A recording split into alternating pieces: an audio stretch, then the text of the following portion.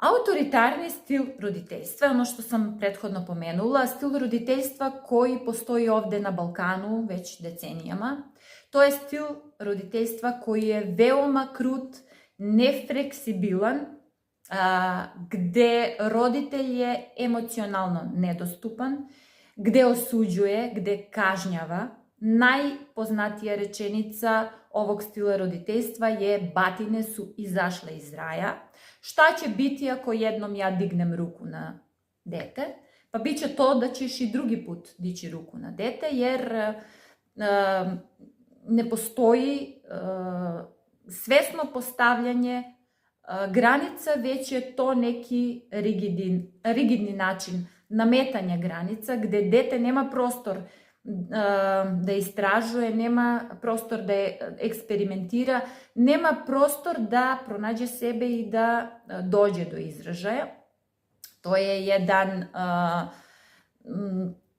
kontrolni stil roditeljstva, ja što kažem bahati stil roditeljstva koji je uništio mnoga deca, jer od takvih porodica, deca koji izađu od takvih porodica sutra ne mogu da budu ni dobri roditelji, jer su na neki način zlostavljani, da li psihički ili fizički. Sama tortura je psihičko zlostavljanje, tako da ovaj stil roditeljstva je doveo mnoga deca na psihijatrijskim klinikama sa dijagnozama, sa poremećajima ličnosti i smatram da je nešto što polako, ali sigurno mora da se isključuje iz procesa vaspitanja i da postoje drugi načini, konstruktivni načini da se detetu pokaže i da pravac.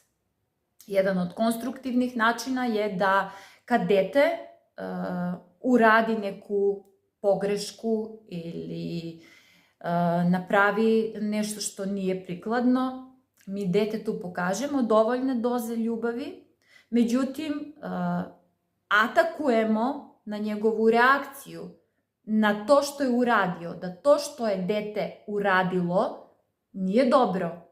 Mi njega volimo, mi njega podržavamo, ali ne podržavamo njegov način reakcije ili njegov ishod koji je uradio u datom momentu. Onda postoji